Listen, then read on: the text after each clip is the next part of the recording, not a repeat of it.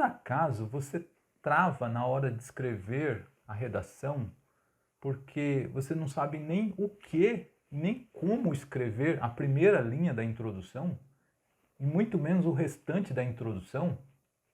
Então fica aqui comigo nesta aula para aprender de uma vez por todas como começar a escrever a redação.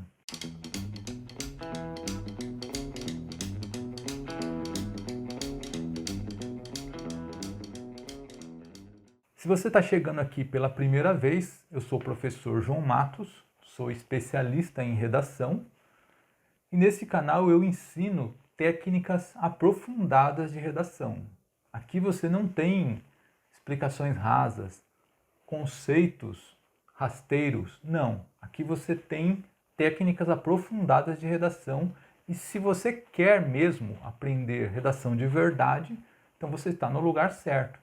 Já se inscreve no canal, já deixa o sininho ativado para você receber as notificações de novos vídeos. Há novos vídeos aqui, eu publico novos vídeos aqui todos os dias no canal. Todos os dias você tem redação de verdade aqui. Mas vamos lá. Por que você trava quando vai escrever a redação? O que acontece? Bom, é o seguinte. É muito diferente você saber o que colocar na introdução, o que você precisa colocar, do que saber fazer a introdução. Saber fazer a introdução é outra questão. Saber o que colocar, muito provavelmente você foi ensinado a escrever a sua introdução, a criar e a escrever a sua introdução dessa forma. Olha, coloca isso aqui.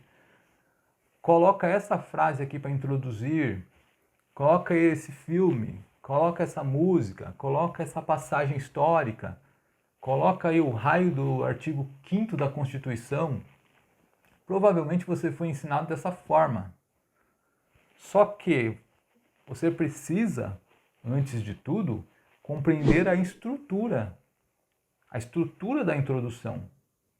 Ou seja, quais são as partes que compõem a introdução e quais são os conceitos que estão por trás de cada parte. O que está por trás de cada uma daquelas partes? Por que são necessárias cada uma daquelas partes? Então, é muito mais do que coloque isso aqui. Você, por exemplo, não deve saber por que você precisa colocar uma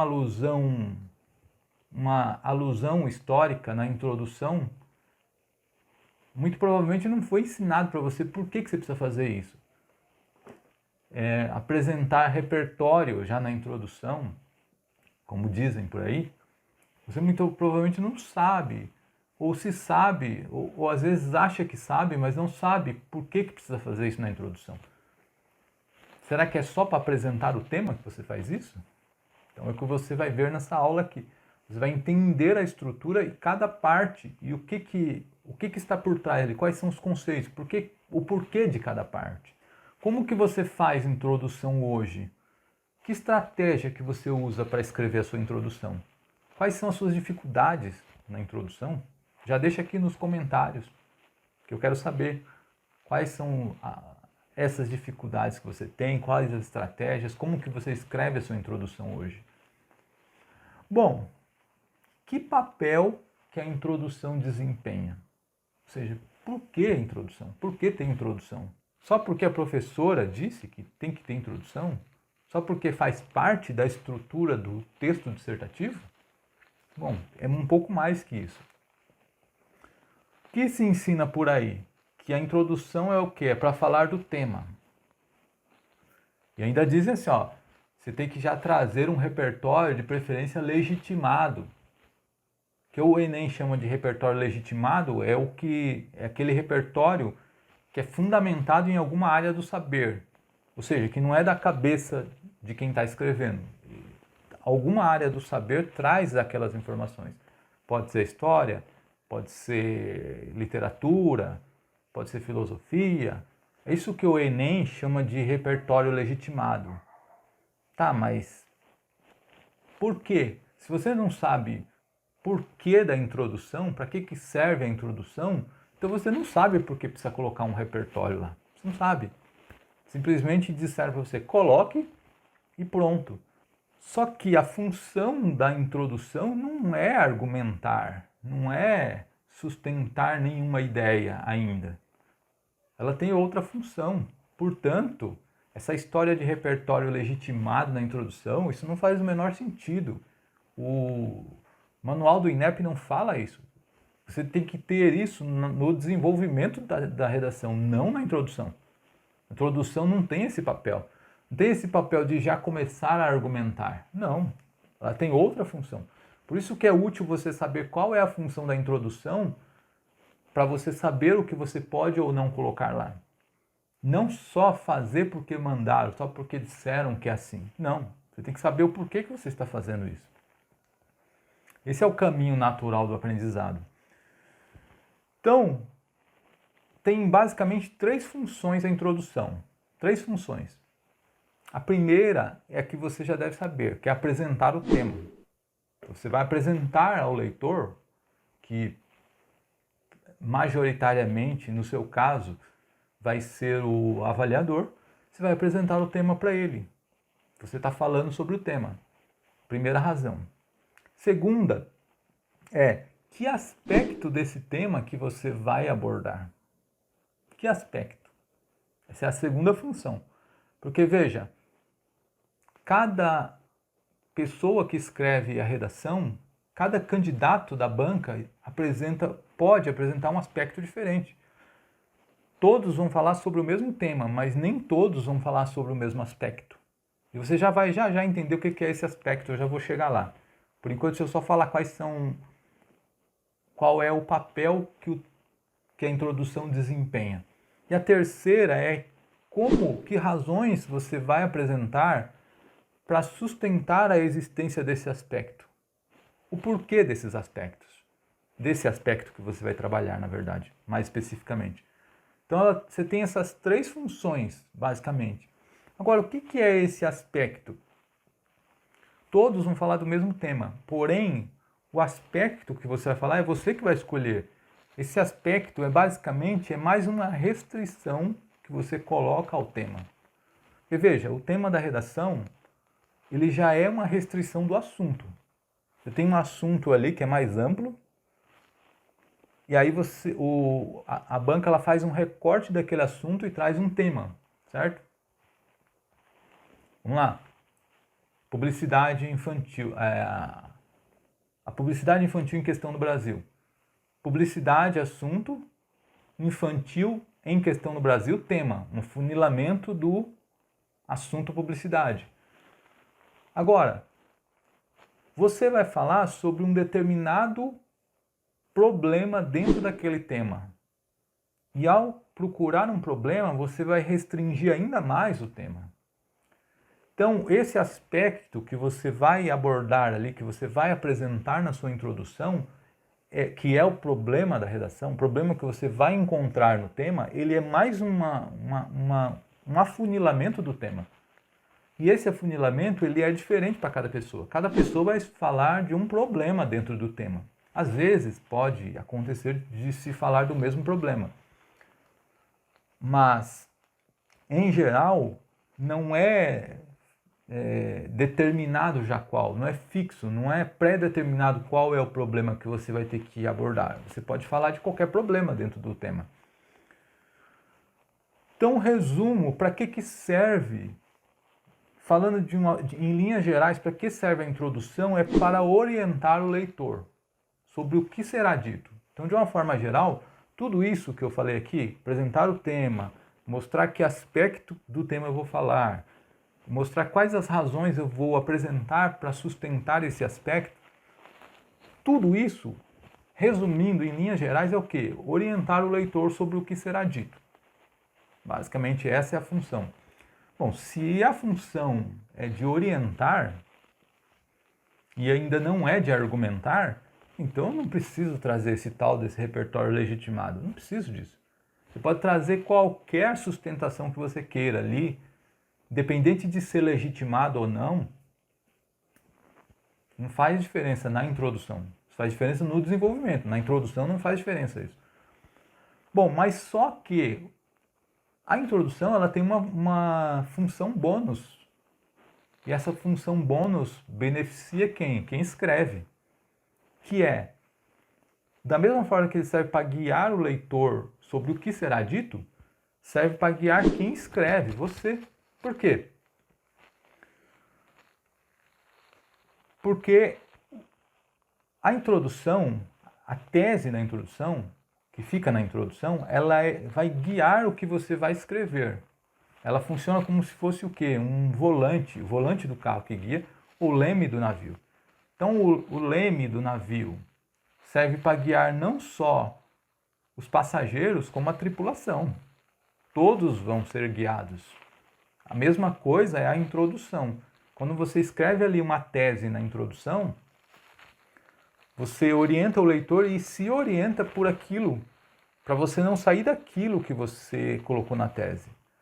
Porque imagina se você fosse partir já para o desenvolvimento da redação, para deixar para escrever a introdução por último. Então você poderia lá, vamos lá, você faz o desenvolvimento e deixa a introdução por último. Aí depois na hora de fazer a introdução, e se você não escreve uma tese condizente com o que foi escrito? Ou se você pensou em uma tese, escreveu outra no desenvolvimento, e escreveu, e na hora de produzir a introdução, você escreveu aquela que você pensou. Ou seja, não vai ter nada a ver, o desenvolvimento não vai ter a ver com a introdução, não vai sustentar a tese da introdução. Então, já por isso, logo, obrigatoriamente, você precisa escrever a introdução primeiro, porque ela vai servir para lhe guiar também. Além de guiar o leitor da sua redação, vai lhe guiar também enquanto você estiver escrevendo, para você não sair daquela tese que você propôs ali na introdução. Bom, se está fazendo sentido isso aqui que eu estou falando, se você está vendo que esse conhecimento é útil para o seu aprendizado de redação, já deixa o like aqui no vídeo, porque isso ajuda o YouTube a entender que esse vídeo é relevante e oferecer para outras pessoas que também precisam dessas informações. Já deixa aí o like. Se você conhecer alguém que precisa dessas informações, já compartilha também com essas pessoas, porque eu tenho certeza que você vai estar ajudando essas pessoas também. Da mesma forma que esse vídeo está lhe ajudando, pode ajudar outras pessoas também. Bom, tudo bem. Ela tem essa função, a introdução. Mas quais são então as partes dessa introdução? Quais são as partes? Eu disse, ainda há pouco, que ela é composta por partes. Existe uma estrutura. Então eu vou falar aqui nesta aula de uma estrutura básica, que é o modelo mais comum de introdução que tem, que é composto por 3 partes. Você vai encontrar essa estrutura em muitas redações que você vai ler, muitas, porque ela é a mais comum, que é a contextualização, a primeira parte, tópico frasal, segunda parte, tese, terceira parte. São basicamente essas 3 partes que a maioria das introduções tem. Eu não vou dizer todas, porque há outros modelos, e eu não vou entrar nos outros modelos agora, que são modelos um pouco mais complexos que esses. Para não complicar muito nesta aula, eu vou falar só desse modelo, que eu acho que, só falando desse modelo, eu já vou dar aqui já vou abrir seus caminhos aqui para escrever redação. Você pode produzir todas as suas redações com essa estrutura de introdução que não vai ter problema. E mais, não é porque você vai usar essa estrutura que todas serão iguais. Não tem nada a ver. É só uma estrutura. Então, por que, você pode estar se perguntando assim, por que todas as 2 partes, contextualização e tese, todas as 2 partes estão apontando para o tópico frasal? Existe uma seta ali apontando para o tópico frasal. Por quê? Bom, como você já deve ter ouvido, o tópico frasal ele é a essência do parágrafo. Ele é a essência. A informação essencial está no tópico frasal. Todo parágrafo, todo parágrafo que existe, todo parágrafo tem tópico frasal. Esteja ele ali manifestado explicitamente, esteja ele não manifestado, esteja ele implícito, mas de alguma forma a informação essencial que compõe o tópico frasal sempre está ali de alguma forma.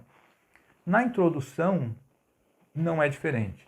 A sua introdução, por mais que você talvez nunca tenha ouvido falar sobre isso, porque nunca ninguém lhe falou sobre isso, mas a sua introdução que você escreve tem um tópico frasal, mas você não se deu conta que tem ali um tópico frasal. E que tudo ali, tudo no parágrafo vai girar em torno dele. O tópico frasal, eu posso dizer, então, se tudo gira em torno do tópico frasal, eu posso dizer que a tese e a contextualização são ideias acessórias desse tópico frasal. Sim, são. Eu vou, então, se tudo gira em torno do tópico frasal, o que eu tenho que... Eu tenho que partir do que, então, para começar esse parágrafo? Do tópico frasal.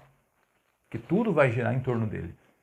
Então, aqui já está a dica de como você vai começar a sua redação. Então, vamos pegar aqui um exemplo de uma introdução com essa estrutura, como muitas que há por aí. Ela é uma redação nota 1000 do Enem 2018, cujo tema foi manipulação do comportamento do usuário pelo controle de dados na internet. Então vamos lá. Aqui está o modelo. Vou fazer a leitura aqui. É da Vanessa Tude, que foi nota 1000 no Enem 2018. O mundo conheceu novos equipamentos ao longo do processo de industrialização, com destaque para os descobrimentos da terceira revolução industrial, que possibilitou a expansão dos meios de comunicação e controle de dados em inúmeros países.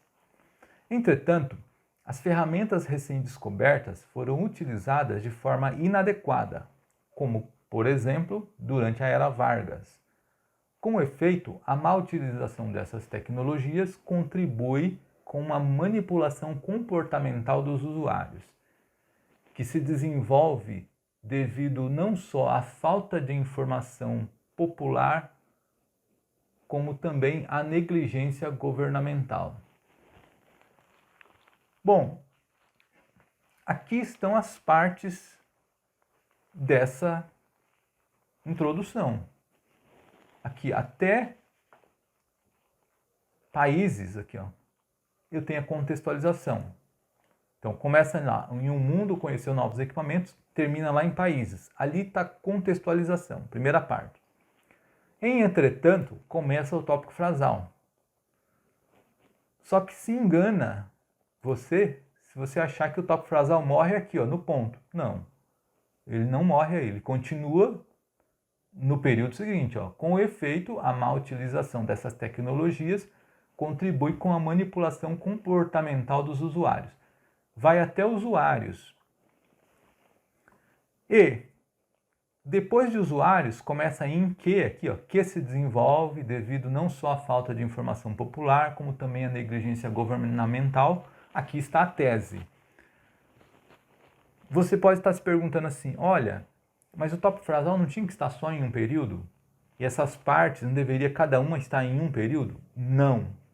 Essas partes não querem dizer períodos. Não.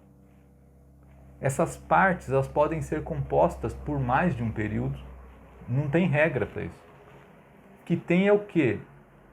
Não é a delimitação por um ponto final, mas o encerramento de uma ideia.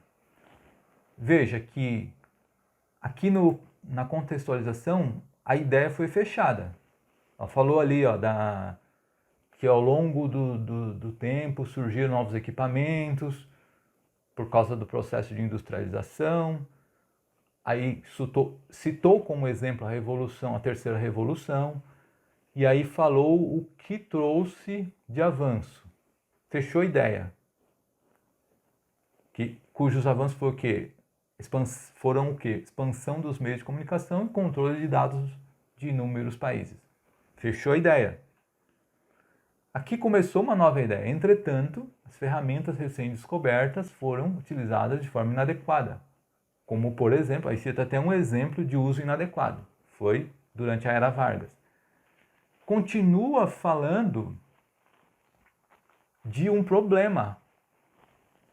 Com efeito, a má utilização dessas tecnologias contribui com a manipulação comportamental dos usuários.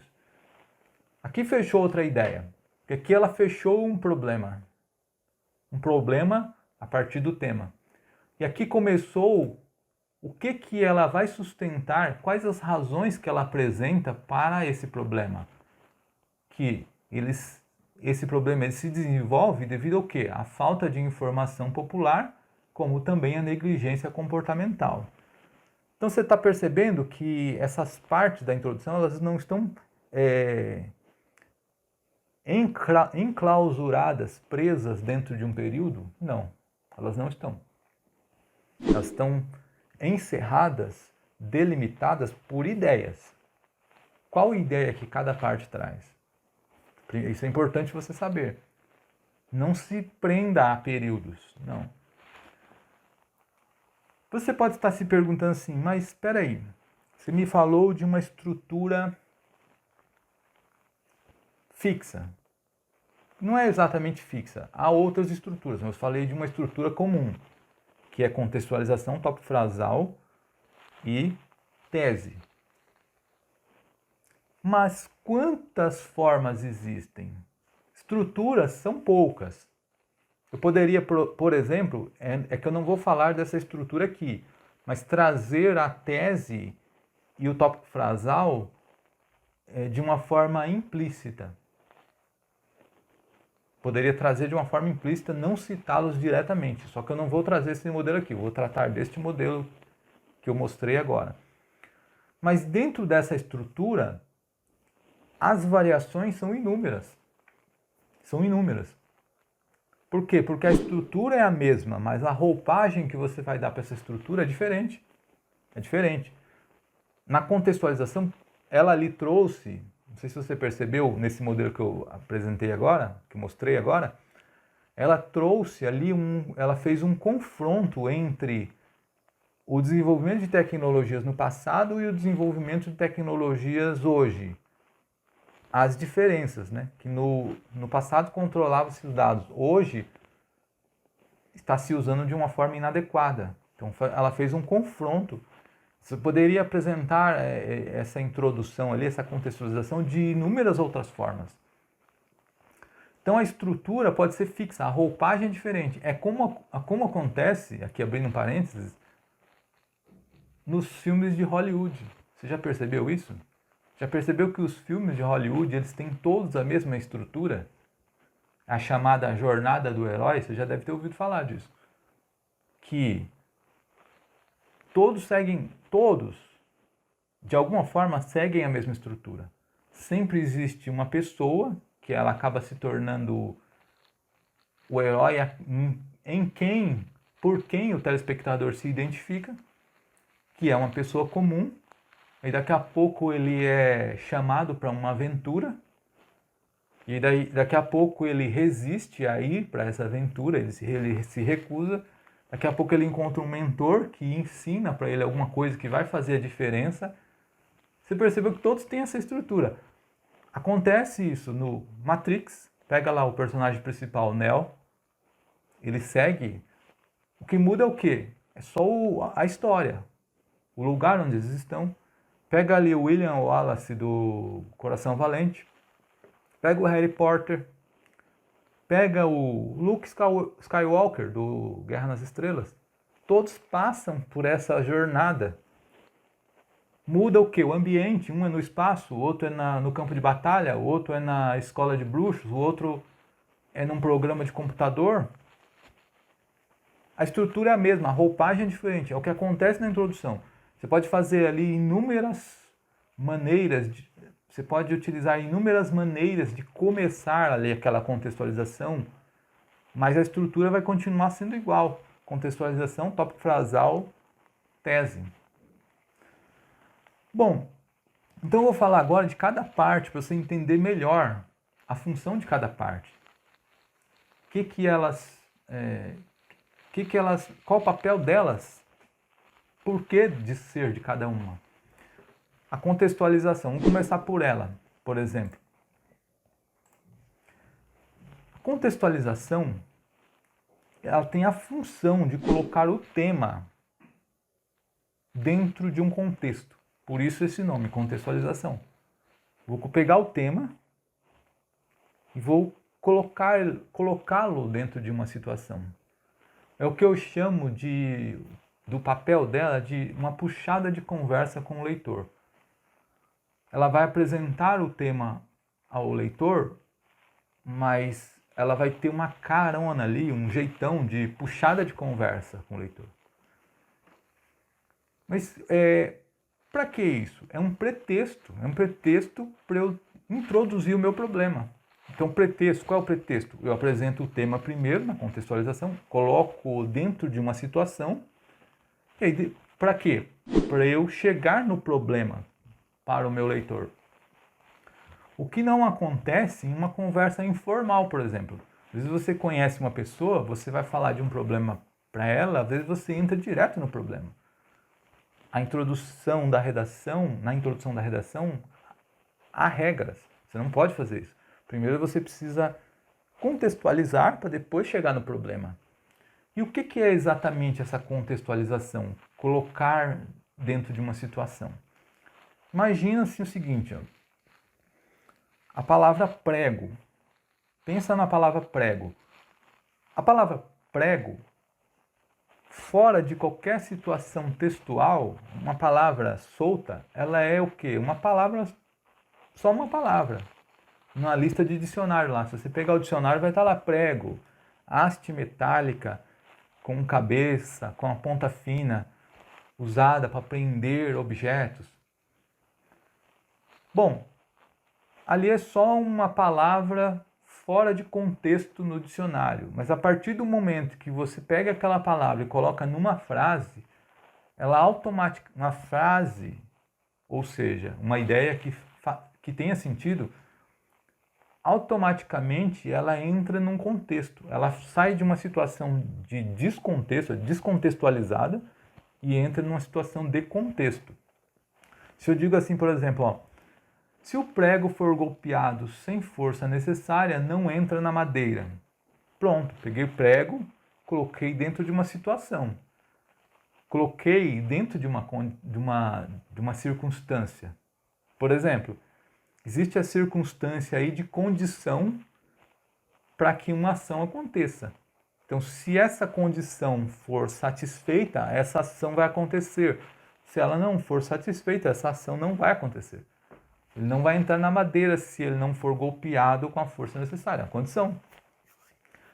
Pronto, eu peguei algo que estava fora de contexto e coloquei dentro de uma situação. Assim, esse é o papel da contextualização na introdução.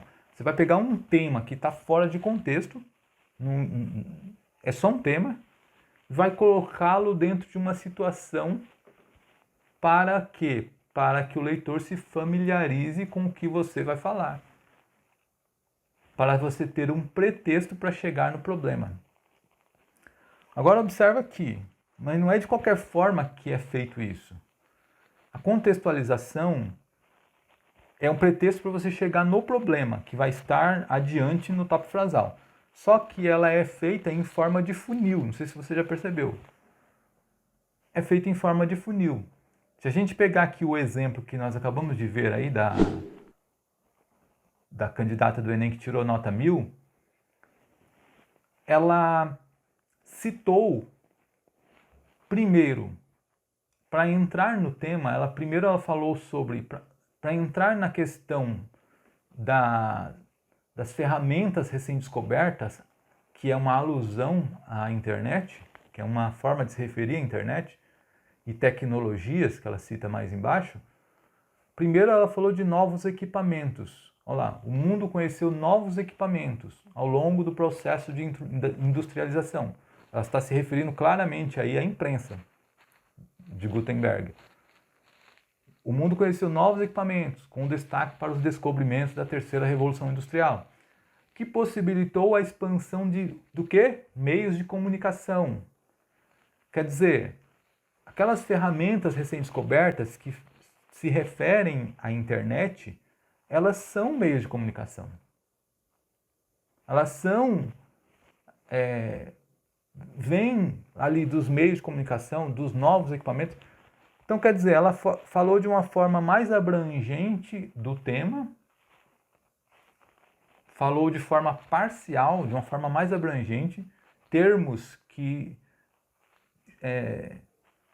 cujo tema está dentro dele, mas não é ele. O meio de comunicação, a internet está dentro de meio de comunicação, mas eu não estou falando de internet ainda. Então, quer dizer, é um efeito de funil. Dessa forma aqui, ó. Novos equipamentos. Então, por que funil? Porque ela fala de uma forma mais ampla, olha lá, novos equipamentos, que é a imprensa, meios de comunicação, para chegar em quê? Ferramentas recém-descobertas, que se refere à internet. Também, ó, ela falou, em outra parte aqui, ela falou também, ó, de controle de dados. Controle de dados, né? Olha lá. Possibilitou a expansão dos meios de comunicação e controle de dados, né? Para depois chegar lá no problema e falar de que? Manipulação do comportamento dos usuários. Então, quer dizer, ela funilou também aí na questão, nessa outra parte do tema, que fala da manipulação do comportamento dos usuários, ela partiu de um afunilamento. Ela falou de uma forma mais abrangente antes, que é controle de dados, é mais abrangente, para depois falar da manipulação do comportamento dos usuários. É um efeito de funil também, a mesma forma, controle de dados para chegar na manipulação comportamental dos usuários. Então, o que acontece? Na contextualização, você fala de uma forma mais abrangente. Ao colocar o tema dentro de uma situação, de um contexto, você vai falar obrigatoriamente de uma forma mais abrangente sobre o tema. Às vezes você vai falar só do assunto do tema, que é a parte mais abrangente do tema. Então você não precisa falar... Às vezes você já deve ter ouvido por aí falar, olha, você tem que citar todas as partes do tema já no início. Não. Você vai chegar a algumas partes, você pode ver que aqui, ó, ela não citou internet, usou outros termos para se referir à internet, como tecnologias, ferramentas recém-descobertas. Não citou isso. Quer dizer, você não precisa citar todos os termos do tema para apresentá-lo na introdução. Não é isso. Ó, você não tem que partir disso, partir de que, olha, com essa pressão de que, não, eu tenho que citar os termos do tema, eu tenho que citar isso, eu tenho que citar essa palavra, eu tenho que citar... Não. Só pega o tema, transforma num problema e coloca dentro de uma situação. Obrigatoriamente você vai falar do tema. Não vai ter como escapar disso. Entendeu? Não vai com regrinhas prontas, essas regrinhas prontas. Ah, eu tenho que falar sobre o tema, eu tenho que falar sobre isso, eu tenho que falar sobre esse termo do tema. Ah, eu tenho que trocar esse termo por um sinônimo. Não vai com essa neurose. Faz da forma como eu estou te explicando que vai dar certo. Entendeu? Então vamos lá. Qual é o termo seguinte? É o tópico frasal. O que é o tópico frasal na introdução? Já ficou claro ali no exemplo que eu mostrei daquela candidata do Enem. Já ficou claro, mas o que é, para ficar mais claro ainda? O tópico frasal não é a essência do parágrafo? Ele é a essência? Então é dele que eu vou falar no parágrafo. E do que está falando ali naquele parágrafo? É o problema do tema. Por que o problema do tema é o tópico frasal? Porque ele é a razão pela qual a gente está falando sobre esse assunto. Se não houvesse um problema, eu não teria por que falar desse assunto e desse tema. Não teria por que falar disso. Então, ele é a origem. Por existir esse problema é que eu estou falando desse tema. Então, obrigatoriamente, ele vai acabar sendo o tópico frasal. O problema do tema. E a tese, que é o terceiro elemento? O que falar da tese? Você vai defender o problema, a existência do problema, defender por que ele acontece. Você vai dizer por que ele acontece, como ele acontece. Então, o rumo que você vai tomar na sua argumentação no desenvolvimento está na tese. Só que ela é o quê? Referente ao problema. Você vai falar da existência do problema. Então é mais uma ideia acessória direcionada para o tópico frasal, que é o problema. Então, a tese direcionada ao problema e a contextualização também direcionada ao problema. Tudo girando em torno do problema, que é o tópico frasal. Bom, qual é a exigência para você começar a escrever a sua introdução? O que você precisa fazer antes para começar a escrever essa introdução? Bom, você precisa ter planejado a sua introdução. Perdão, você precisa ter planejado a sua redação. Você precisa ter planejado, porque no planejamento você já vai ter o direcionamento do que você vai escrever na introdução. E aqui, talvez você não tenha percebido ainda, mas se você já planejou a sua redação,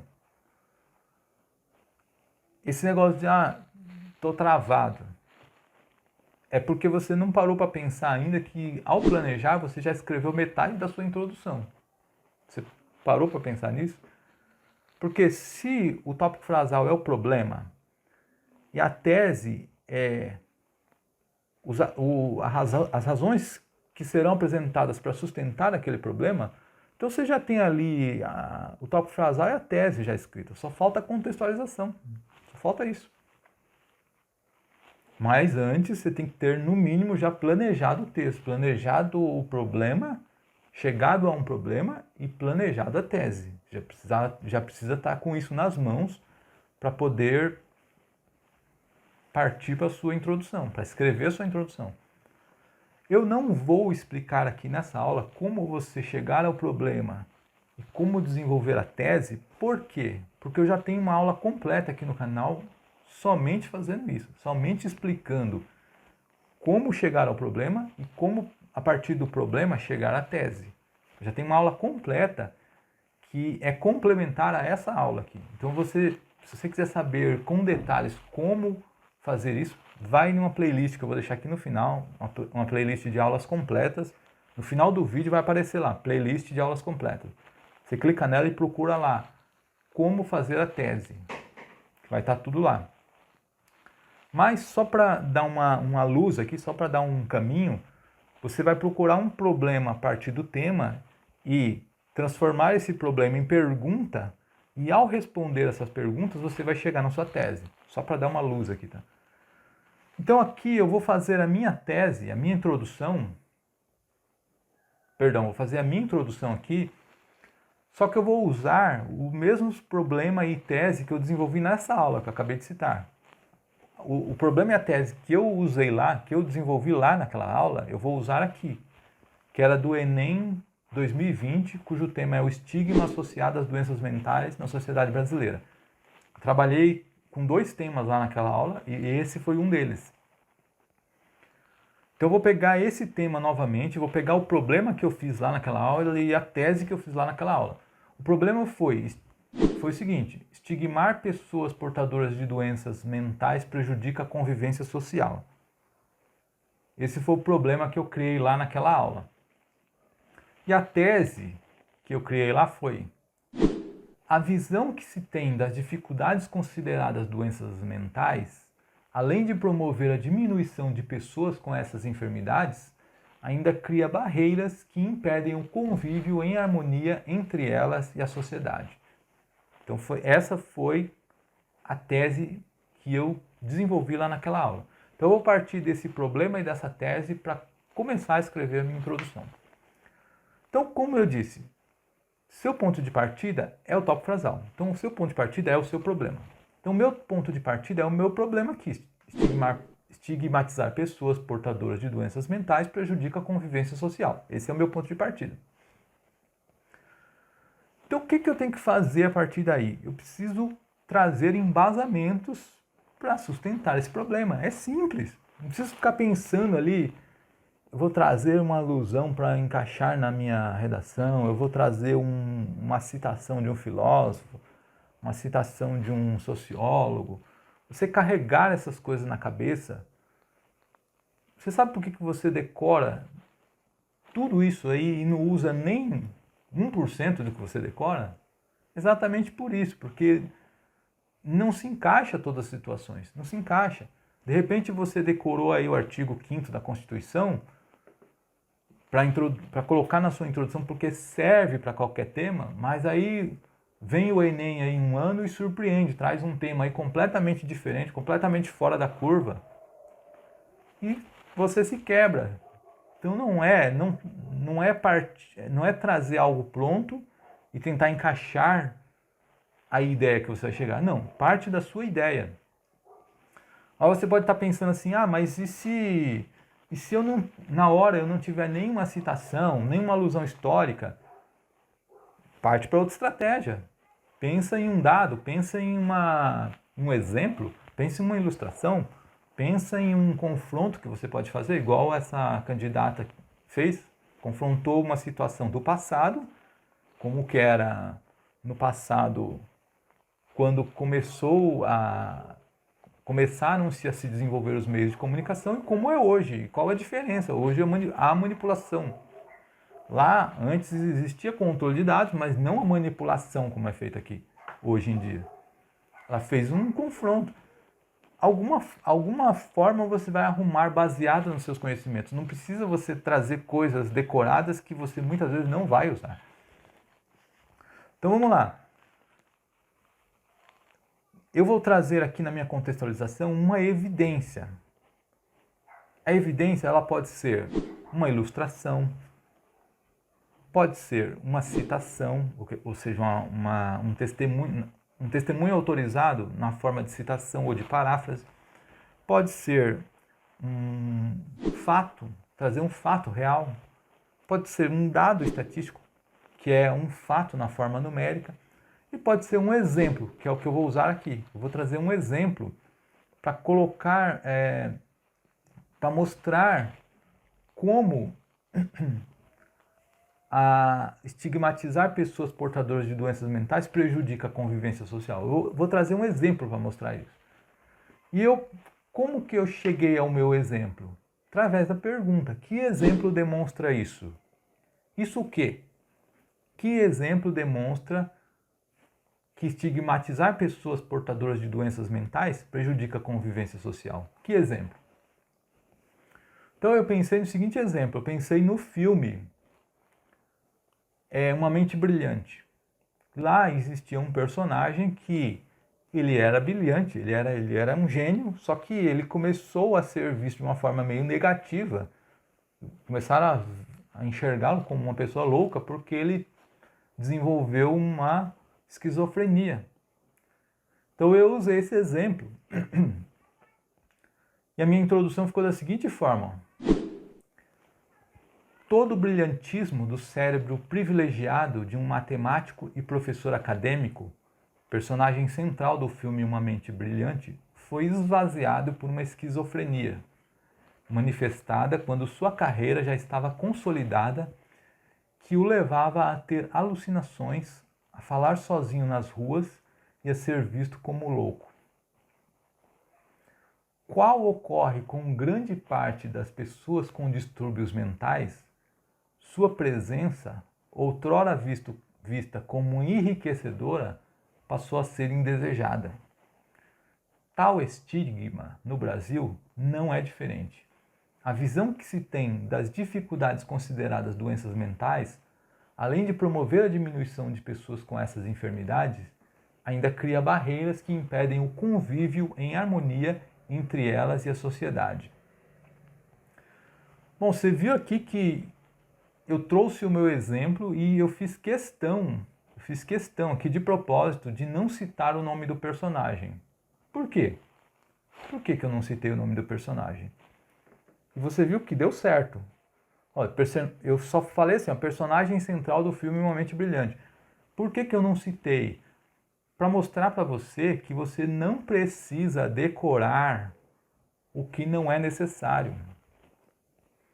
A menos que você seja um aficionado por esse filme, já assistiu 5, 10 vezes, sabe o nome dos personagens, sabe até as falas que eles vão empreender no filme, que eles vão manifestar no filme. A menos que você seja um aficionado, você não vai ter na mente ali decorado, é muito difícil, qual é o nome dos personagens. Então eu peguei um exemplo de memória para mostrar para você que você pode usar aquilo que você sabe, aquilo que você conhece, de uma forma simples. O corretor vai entender o que eu estou querendo dizer ali. Não precisa eu citar exemplos, detalhes, aliás, citar o nome do personagem, citar o nome do diretor. Tem gente que cita até o nome do diretor do filme. Não que isso seja errado. Claro que isso complementa, deixa a informação muito mais completa. Mas o que eu estou querendo dizer aqui é que você não precisa ser perfeitinho, você não precisa trazer tudo decoradinho, tudo certinho. O que você sabe, você pode usar, explorar aquilo que você sabe na sua redação sem esse detalhismo, sem esse excesso de detalhes. Então eu não citei propositalmente para mostrar para você que você pode fazer isso, você pode usar os seus conhecimentos, a forma como você sabe, sem precisar carregar nada pronto. Citei exatamente o que aconteceu no filme. Ele desenvolveu uma esquizofrenia e quando ele já tinha uma carreira, ele já era professor, já tinha resolvido lá um problema que muita gente não resolvia. Ele já tinha um certo prestígio, né? Só que ele começou a ter essas alucinações aí. Foi internado e começou a acontecer isso, começou a falar sozinho na rua. As pessoas ficavam olhando assim, estranhando, né? Então, eu não precisei nem dizer que isso aí é um exemplo da ficção, não precisei nem dizer, até porque esse é um exemplo, esse filme ele é baseado em fatos reais. Mas, se é ficção ou se não é, eu só quis mostrar ali um exemplo de colocado o problema eu trouxe ali eu materializei esse problema de uma forma concreta ali, com um exemplo. Logo, se é uma evidência e é um exemplo concreto, é um raciocínio indutivo que eu utilizei, né? A partir de um exemplo pontual ali para trazer uma declaração geral, que quando as pessoas que têm distúrbios mentais, elas são vistas de uma forma indesejada. Existe um estigma na visão das pessoas, né? As pessoas veem de uma forma negativa. E aí, na sequência, pronto. Eu só coloquei o meu tópico frasal aqui, fazendo um link entre a contextualização, o exemplo que eu trouxe na contextualização e o tema. Qual ocorre com grande parte das pessoas com distúrbios mentais, sua presença, outrora vista como enriquecedora, passou a ser indesejada. Então, o que aconteceu com ele, acontece com grande parte das pessoas que têm distúrbios mentais. É isso que eu disse. É o meu tópico frasal. Quer dizer, eu trouxe esse exemplo para chegar nesse tópico frasal e a partir desse tópico frasal eu vou trazer aqui as sustentações, os embasamentos ou razões para sustentar essa declaração, esse tópico frasal. A visão que se tem das dificuldades consideradas doenças mentais, além de promover a diminuição de pessoas com essas enfermidades, ainda cria barreiras que impedem o convívio em harmonia entre elas e a sociedade. E isso, obviamente, eu vou trabalhar no desenvolvimento.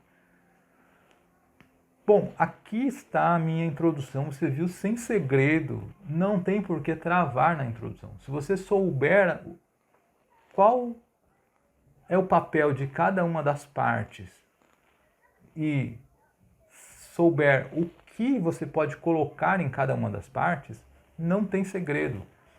Nessa contextualização que eu trouxe aqui um exemplo. A candidata lá do Enem, ela trouxe um confronto contrastando o passado com o presente.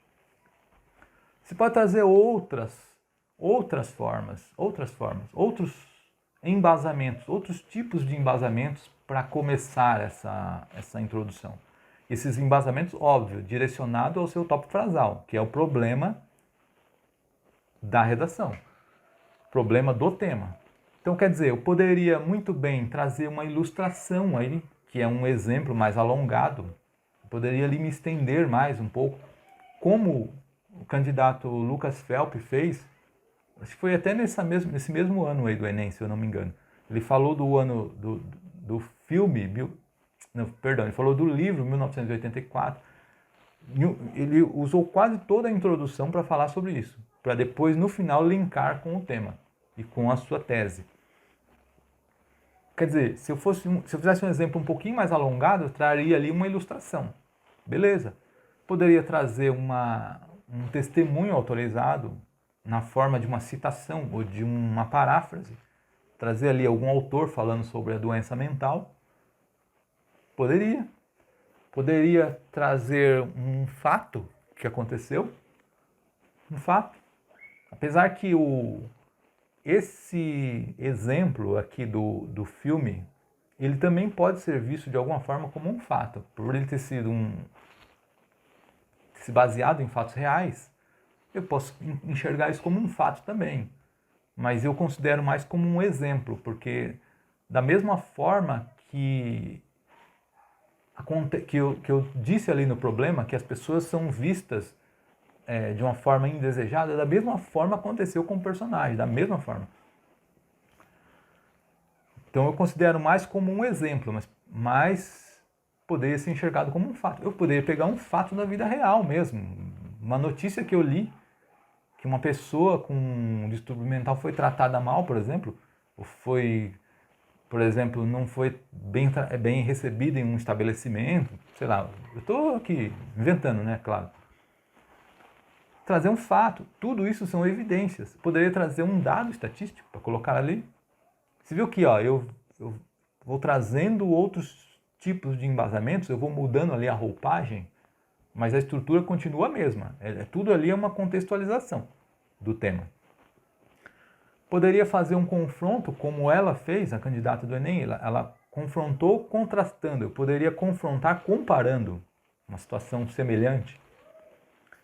Poderia confrontar tempos históricos diferentes, poderia confrontar culturas diferentes.